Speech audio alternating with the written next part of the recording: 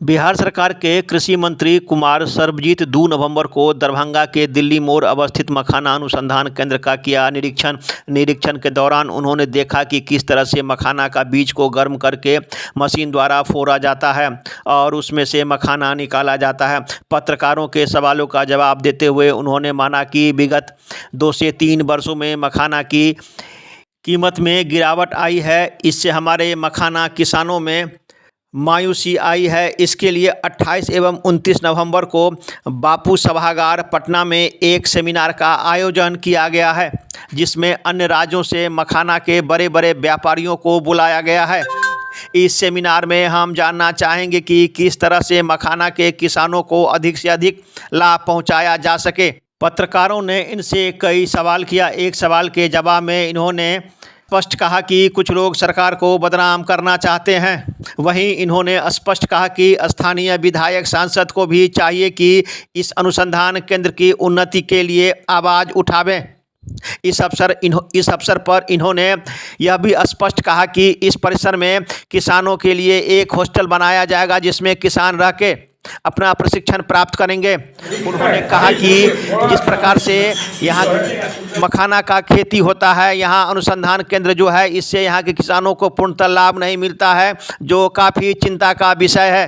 पत्रकारों के सवालों का इन्होंने जवाब देते हुए स्पष्ट कहा कि जो स्थानीय प्रतिनिधि हैं, उनका भी दायित्व बनता है कि इसके उत्थान के लिए हमेशा आवाज़ उठावें। सिर्फ बड़ी बड़ी बातें ही करते हैं, लेकिन अनुसंधान केंद्र की जो स्थिति है, इससे हम काफ़ी चिंतित हैं। कहा कि एक छापा दल भी गठित किया जा रहा है। जो किसानों को समय पर खाद नहीं मिल रहा है, उसके लिए छापा दल गठित किया गया है। इसमें हमारे अधिकारी, हमारे पदाधिकारी भी अगर दोषी होंगे तो उन्हें भी दंडित किया जाएगा। इस अवसर पर इन्होंने क्या कहा, सुनिए इन्हीं की जुबानी। दरभंगा दर्शन न्यूज़ से मनोज झा।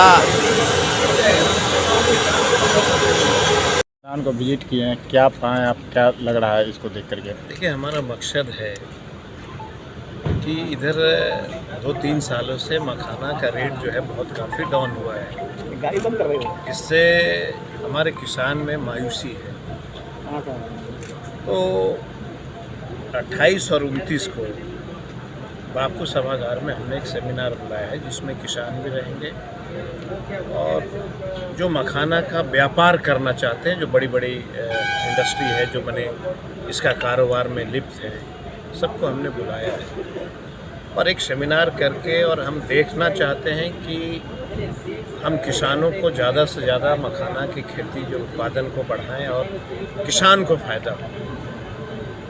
इसके लिए हम लोगों ने अभी मैं आपको जानकारी सिर्फ दे दूँ कि अभी जो मैंने यहाँ देखा है मशीन की, ये मखाना को ये जो मैनुअली लोग करते थे, उसको मशीन के माध्यम से अभी इसको हम जा कर के जो कृषि यांत्रिक हमारा जो योजना है, उसमें हम इसको डालेंगे किसानों को।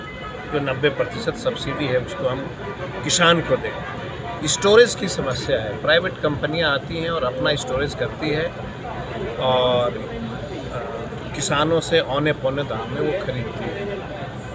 एक तो हमारा वो मकसद है कि हम किसानों को पंचायत स्तर पे स्टोरेज की व्यवस्था कैसे करें, उसके लिए हम लोग अभी काम करेंगे। और एक और मकसद था हमारा कि किसान को आखिर खाद की समस्या क्यों हो रही है। आखिर खाद की समस्या हमारे अधिकारी रहते हैं, उसके बाद भी कालाबाजारी की जो है लगातार ये हम लोगों के कानों तक गूंजते रहता है। तो हमने सख्त हिदायत दिया है कि जो रैक उतारने वाले लोग हैं, जो अपना जो लेते हैं भारत सरकार से CNF जो लिया है इंडस्ट्री के थ्रू, मुझे जहाँ तक जानकारी प्राप्त हो रही कि CNF वाले लोग जो हैं, जो नियम कानून है सेंट्रल गवर्नमेंट का, उसका पालन नहीं करते हैं और ये डीलर जो है ब्लॉक स्तर पे उसको जो है ऊंची रेट पे ये खाद दे रहे हैं। तो हमने जो है अपने विभाग से एक छापादार दल बनाया है, जो ज़िले में अचानक से विजिट करेंगे बिना बताए हुए। CNF वाले भी अगर पकड़े जाते हैं, डीलरों को ऊंचे दाम में अगर देंगे, तो सख्त से सख्त कार्रवाई हम लोग करेंगे उस पर। और हर हाल में जो है खाद की कालाबाजारी को हम रोकेंगे।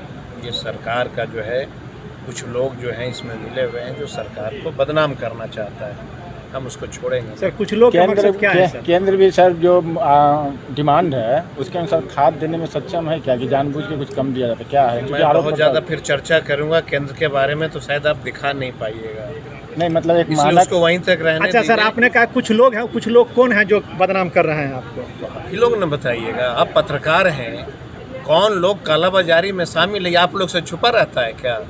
आप लोग भी सरकार का सहयोग करिए और धीरे से हमको इशारा करके बता दीजिए कि इसमें कौन लोग इन्वॉल्व हैं। हमारे नज़र में तो हैं ही, आपके नज़र में भी आए तो प्राथमिकता से दिखाइए कि इस प्रखंड में बड़े पैमाने पे जो है लोग कालाबाजारी कर रहे हैं, हम उसको दंडित करें।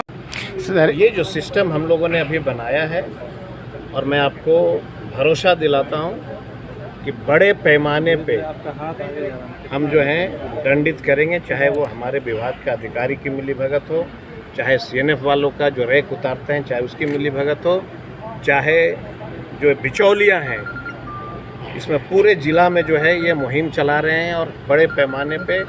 और मैं आपको बस इतना ही बता दूं कि किसानों के हक के ऊपर प्रहार करने वाले को मैं छोड़ूंगा नहीं। सर एक अलग सवाल, अनुसंधान एक नाम जुड़ा हुआ है लेकिन यहाँ कुछ रिसर्च होता नहीं है, आपको ये लगा? ना बोल दूं ना, हाँ बताइए जरूर। अरे 2002 में ये बना, 2005 में भारत सरकार ने पूर्ण रूप से इसको समाप्त कर दिया। एक पैसा नहीं दे रही है भारत सरकार, बात तो करती है बड़ा बड़ा। अब बताइए कि 3 महीने में 30,000 रुपये भी इसके पास नहीं है। 3 महीने में 30,000 रुपये नहीं है, किसान को ट्रेनिंग देने की व्यवस्था नहीं है, प्रचार प्रसार की व्यवस्था नहीं, ये तो भारत सरकार की जिम्मेवारी थी। और पूछिए यहाँ से संजय सरावगी जी से, यहाँ के सांसद से, तो कितना बड़ा बड़ा बात करेगा। अरे आपके ज़िला में है और वो एक पैसा नहीं भारत सरकार दे रहा है, अपने ज़िला को तो ठीक करा लो कम से कम। अपने ज़िला की अगर जिम्मेवारी नहीं ले सकते हैं, हम बुद्ध के नगरी से आते हैं, हम तो रोज़ लड़ते हैं कि भाई इंटरनेशनल जहाज़ क्यों नहीं चलेगा, विदेशी क्यों नहीं, तो मैं तो अपने ज़िला के लिए करता हूँ। जो लोग बड़े बड़े बात बोलते हैं, ये कितनी अच्छी चीज़ जो है 2002 में आई थी, और किसकी सरकार थी 2002 में, पता है ना सबको। अब किसकी सरकार है? तो मैं इसलिए बार बार आप लोग का तो बहुत खुल के बोलूँगा तो फिर कट हो जाता है।